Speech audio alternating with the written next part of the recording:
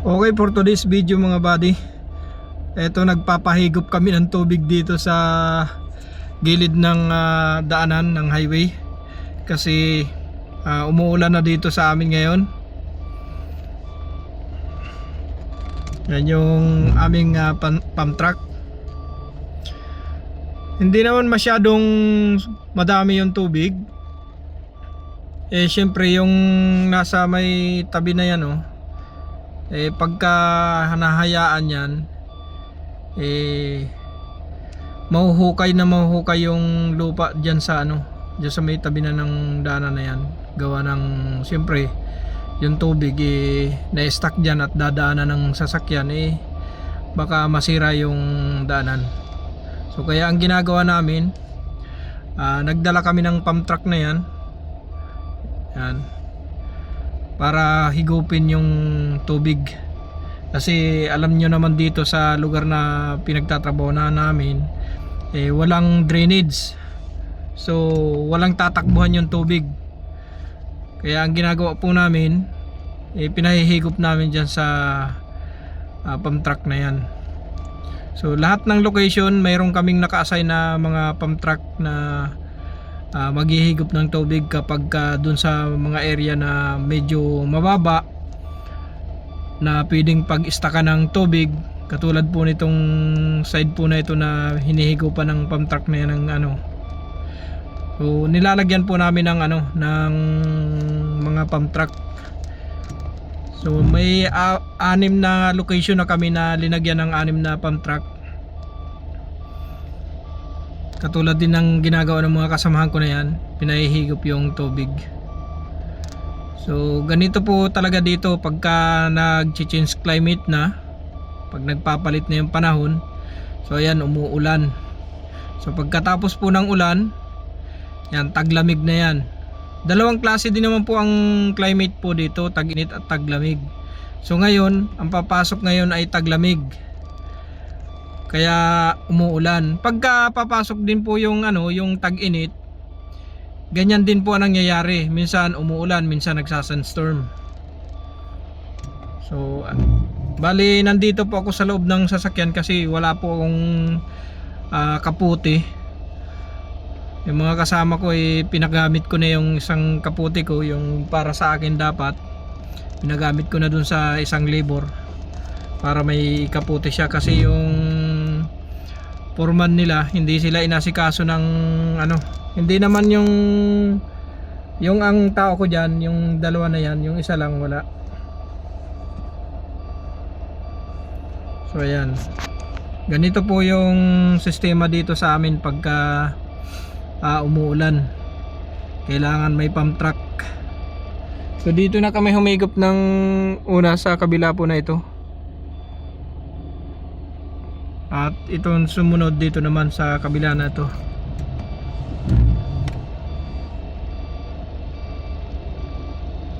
Yan. Pagka walang pump truck, may istakan talaga ng tubig yan, lugar na yan. Kasi medyo hindi naman po malakas yung ulan. Ang tawag nito sa atin ulang mayaman kasi medyo maliliit yung ulan. Pero nag-start siya ng ulan kaninang mga bandang alas 8 ata. Kung sa atin yan, sobrang lakas pa niyan. Baka mas lalo pang bumaha kung katulad ng ulan sa atin ang mangyayari dito. Dito hindi naman po masyadong malakas, hindi naman din masyadong matagal pagka umuulan dito. Tawag dito mga kumbaga pinakamatagal ng ulan dito maghapon siguro. Hindi ko pa na-encounter dito yung magdamag na ulan saka ilang araw na ulan. Hindi ko pa na-encounter dito sa almost 10 years ko dito sa abroad, dito sa Saudi. Yan. Ganyan po yung sistema ng namin, ginagawa namin pagka umuulan dito. So pwede man na siguro wala man ng tubig, kasi talagang sinaside pa ng mga kasama ko.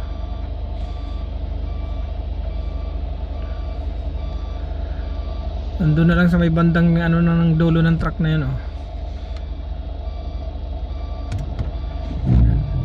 Highway po ito. Yan, may runabout dyan, oh. Yan. Yan, oh, tingnan nyo, oh. Halos lupa na yata yung nasisip-sip niyang pump truck na yan, eh. Ano, ayaw nang tigilan nila. So pasok muna ako mga buddy kasi naulan. Mababasa tayo, wala akong kaputi. Dito muna tayo dito. Yan. Wala man ng tubig, eh. Lupa na yata ang gustong sipsipin ito mga ito, eh. Oh. Kung sa atin ay ang sinisipsip iba to, ito lupa. Oh, lupa na yung sinisipsip, eh. Oh. Yun lang. Ayaw ng tigilan ng mga ito.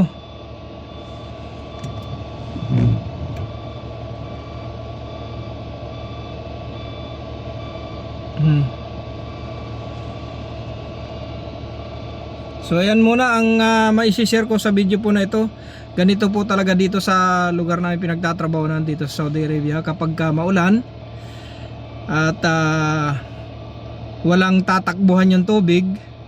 So ganyan po ang ginagawa namin dito sa location po namin. Hindi ko po alam kung sa ibang location may mga drainage po sila. So dito po sa amin kasi may drainage man dito na halimbawa may ginawa man silang drainage dito, pero wala din silang ibang tatakbuhan kundi yung ano na yun, yung doon lang naman sa lugar na yun. So ayan muna, yan lang muna ang mai-share ko sa inyo mga buddy sa video po na ito. Maraming salamat sa lahat ng mga kapanood ng video na ito at sa lahat ng makaka-relate po sa ganitong sistema ng panahon po dito. Yan, comment po kayo kung saan man bansa po kayo naroroon. Yan, maraming salamat and God bless po sa lahat.